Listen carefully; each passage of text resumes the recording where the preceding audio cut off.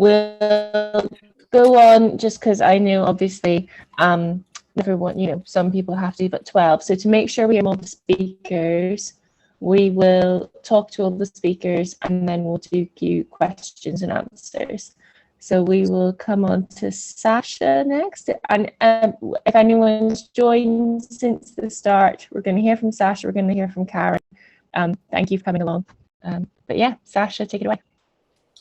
Hi, thank you. Hi, everyone. So my name is Sasha. My background is in strategic communications and production, big job title. I've come such a long way since then. And so sometimes I kind of see job titles and wonder what they're all about. I'm also a co-founder of or led projects like the World Transform Festival, Political Education Project. Most recently, co-founded a new climate justice organising project called Breathe. So I guess underneath all the job titles that I've had in my time, I'm really an organiser at heart. I'm lucky enough to have parents who were both trade union organisers in Malaysia. Thanks to my mum. I knew the words to Pete Seeger songs before I knew Disney ones.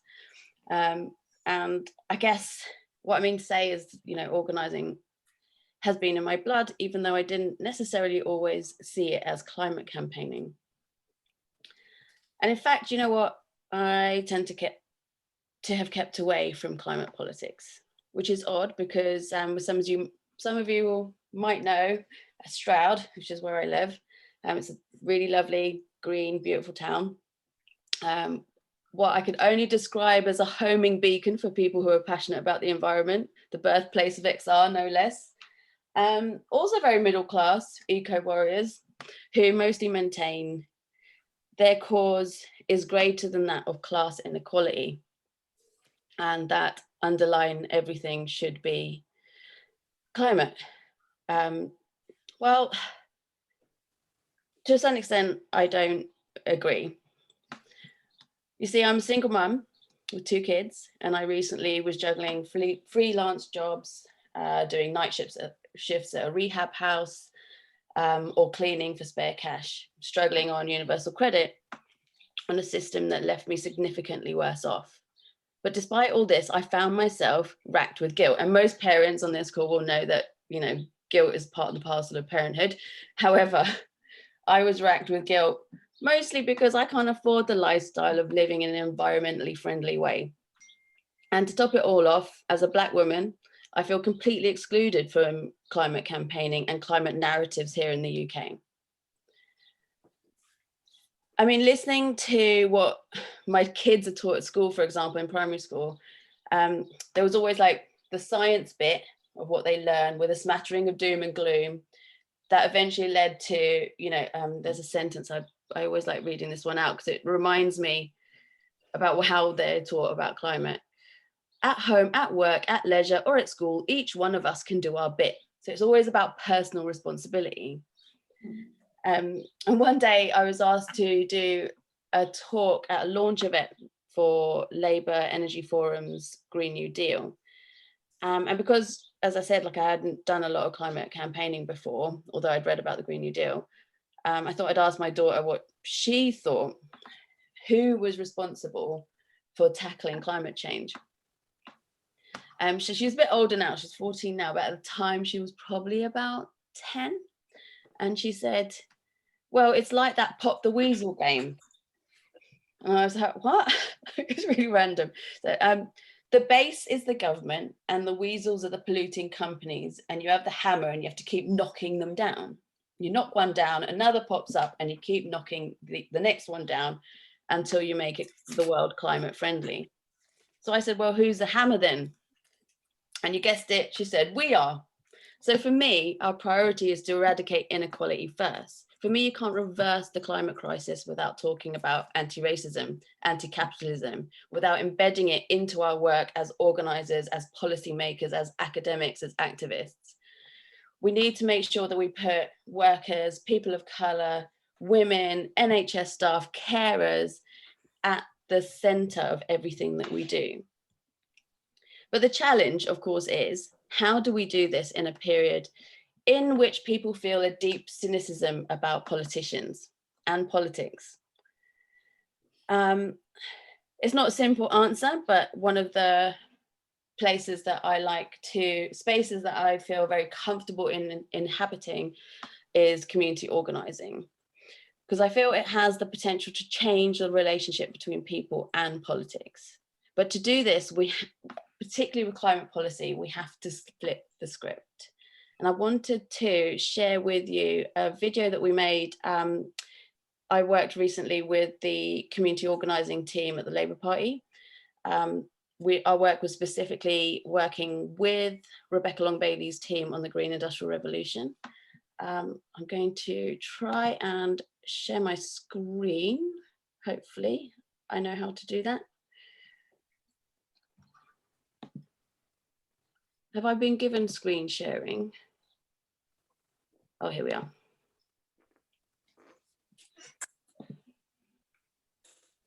Right, sorry about this.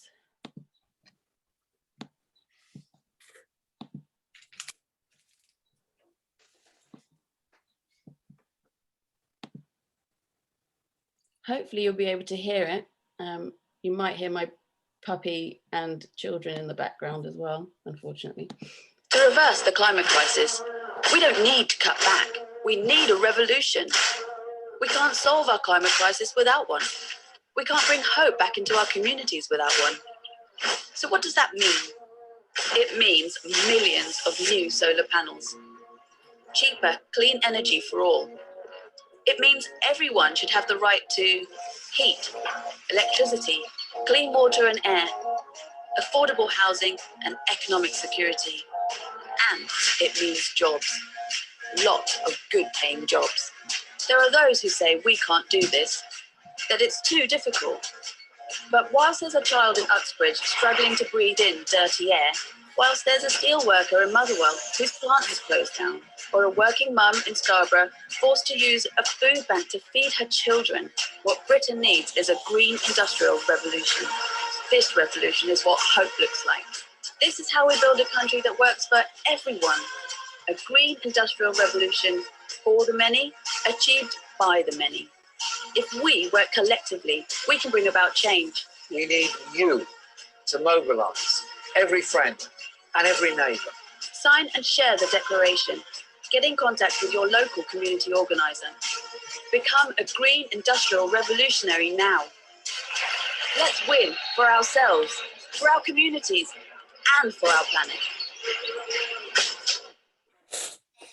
Labour Party jungle drums are beating. Yeah. Zoom, sort of. Have I stopped sharing now? Has that, yeah. Well, Yeah. it's on image. Can everyone mute if you're not talking? Or Andy, can you mute everyone except Sasha, please? Yeah. I'm just going to minimize my screen so I can see my notes. So, yeah, so this was done. I wanted to show you that because this was done during, there's a bit dated.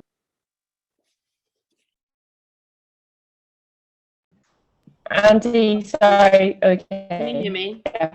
Yeah. Sorry, Sasha muted as well there. Yeah, go ahead. So this was done in my work leading the community organising team and building a movement around Labour's Green Industrial Revolution policy.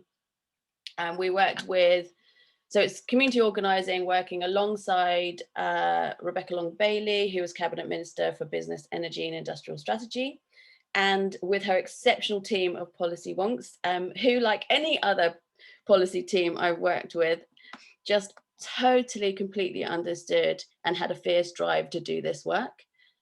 We toured across the country, focusing on deindustrialized towns, ex-mining areas, coastal towns. We went to Motherwell, Morecambe, Blackpool, Scarborough, Uxbridge. We're in Cornwall. We looked at, Uxbridge being one of the most polluted areas in Europe, where school children often can't even play outside at certain times. So we really went into areas where we needed to have a conversation about a just transition. And we organised with those who voted leave, those who voted remain, with workers, parents, school strikers, local businesses and other anchor institutions. And we listened to workers who are hard hit by decades of deindustrialization and austerity and about the big issues impacting on their lives. And there were three main stages to this work. It was meant to do over a 5-year strategy, but obviously the election came in and a lot has changed since then. But the learning was that looking very closely at the messaging. As you can see from the video, our messaging was not about catastrophe or despair. It was one of hope, opportunity, and collective responsibility. We are building a movement. As a comms person, this is really important reframe for articulating climate policy and activism. I often, in these situations, think I don't want to patronize or downplay the severity of the issue, but what I understand from organizing and from my experiences, like, you know, when I was younger, in the 80s and 90s, there was this annual Christmas fair, and it was called the Third World Fair back then, when we used that term, which probably gives away how old I am as well, but we'll skip over that bit. This fair was a marketplace, not just for fair trade goods from around the world, but ideas, meeting of cultures, solidarity groups from all around the world, sharing experiences. There was dancing and singing and smells of world cuisine and stalls from like Philippines, Malaysia, Latin, like various Colombia. But we never forgot that all of us were there because back home we left behind civil wars or we were political exiles. Many now from climate disasters.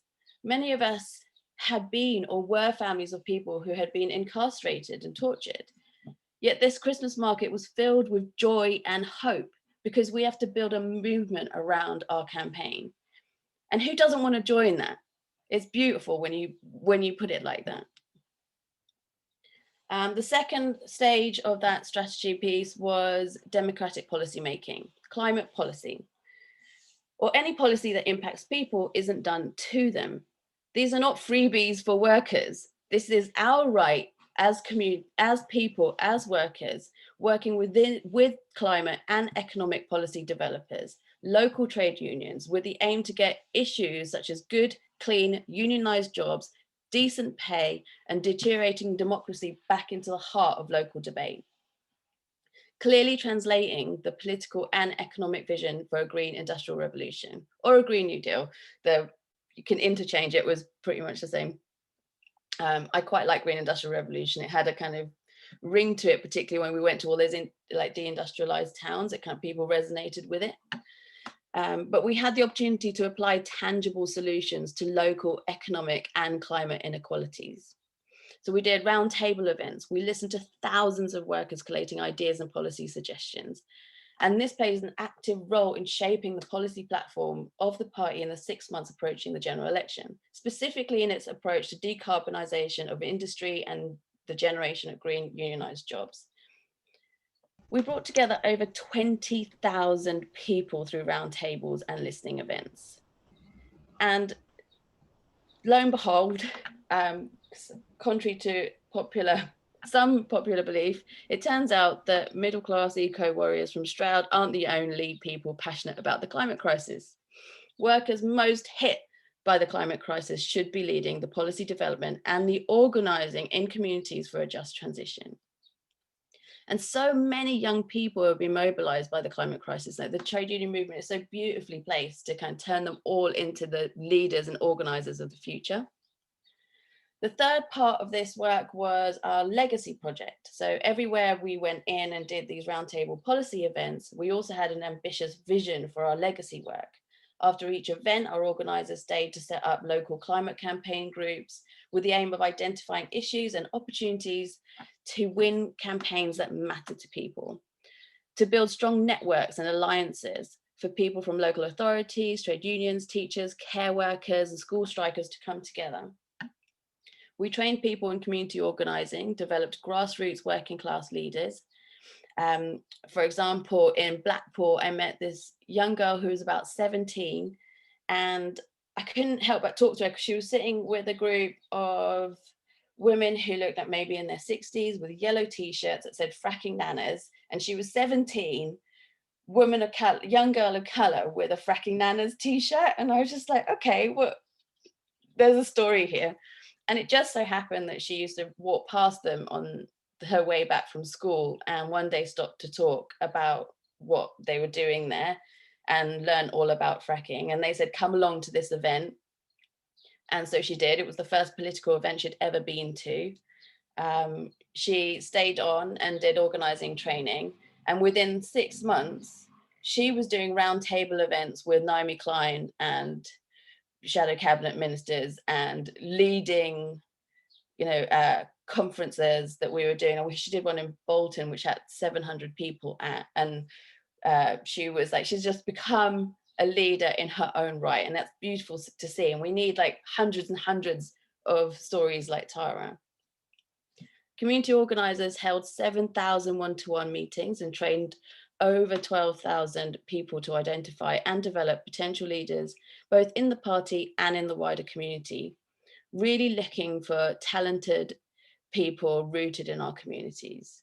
When we developed toolkits, climate campaigns, and door-knocking script for climate canvassing. We don't separate our organising, our climate justice organising, from organising around housing. It's embedded in everything we do. We also adopted a not here, not there policy. Each legacy group where a campaign was developing would then be twinned with something in another country doing similar work. A water campaign here, learning and sharing with one in Uganda. Our biodiversity campaign in Yorkshire twinned with one in India, for example, working on indigenous deforestation or indigenous land rights. And let's take a minute to remember as well that climate justice activists are under constant threat around the world. Hundreds of environmental defenders are murdered. That's nearly, in 2019, that was 212. That's nearly 4 a week. So embedding a feeling of internationalism and solidarity is vital to everything that we do at every level of our organising and activism. Because where capitalism seeks to alienate us from each other, what we can do, what the most radical thing in the world is create human relationships that go beyond, that for me is what going beyond politics is. I love this about community organising. It's radical love. This work of twinning really, really did. I mean, we need a better word for twinning. If anyone can come up with one, please let me know, because it kind of feels like towns that are twinned that you find out about in your French class at school. But for me, this was about solidarity in action.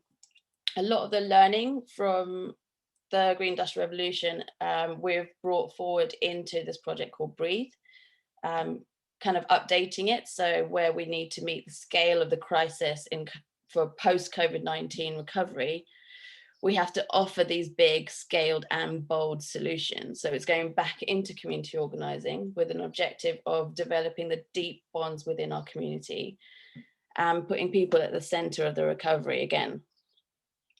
And I think the decade ahead is crucial for climate action, not only to prevent or at least minimise impending climate collapse, but also to counter and provide an alternative to the rise of the far right, who are increasingly adopting an eco-fascist posture and position, the rise of the far right in populist governments across Europe. And it's deeply troubling reflection of this within popular culture and communities in the UK. So we have the opportunity through community organising to actually go in and do the listening, do the challenging and counter narratives. I think it is important that climate justice and anti-racism are embedded in this organising, from our communities to our workplace. Understanding the root cause of the problem is capitalism in crisis, and the solution is readdressing economic and racial inequality through climate policies like the Green New Deal. But here is the challenge. This organising takes time, and frankly, we don't have it.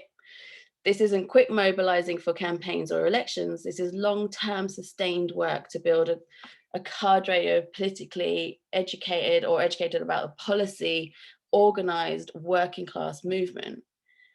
And with the planet in crisis, it quite often feels that we don't have time to do this.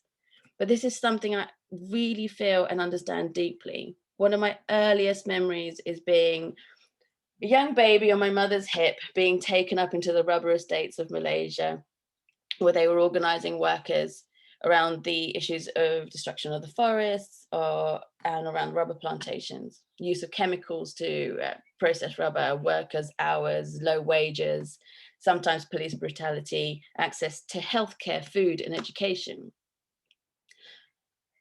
As people whose first struggle against colonialism and independence is rooted really in land rights and the extraction of natural resources.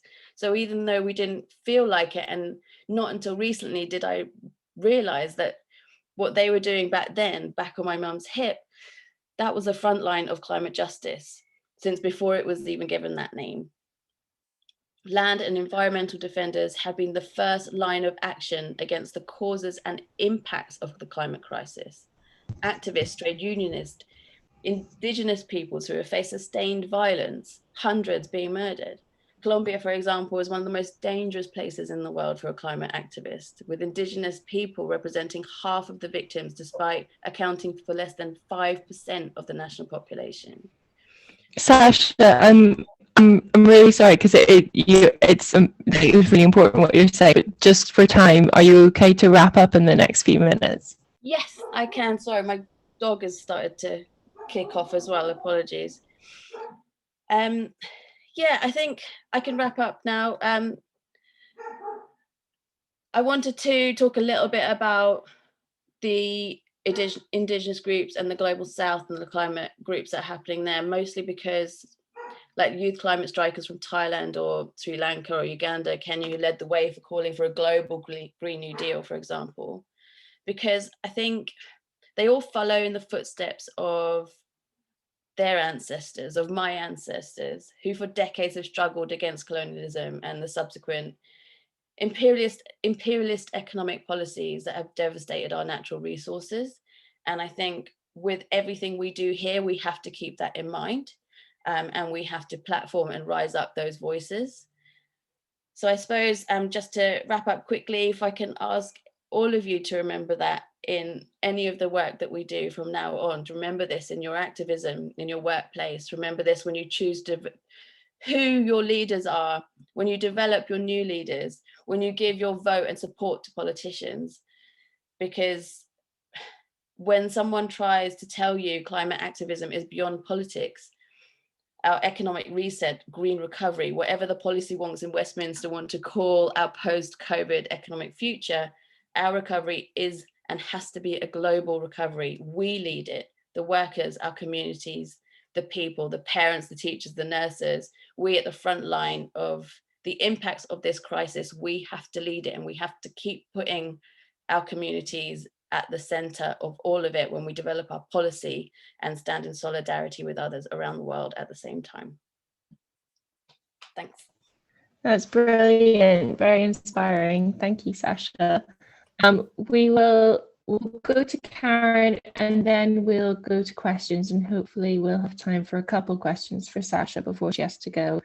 But yeah, Karen, please take it away. Okay, brilliant. Thank you. It's so great listening to Sasha. She's so inspiring and gives us so much hope, I think. I think my talk is a bit more, Tony Benn used to say, you need hope and anger to mobilise people. So I think mine is going to be a bit more of the anger.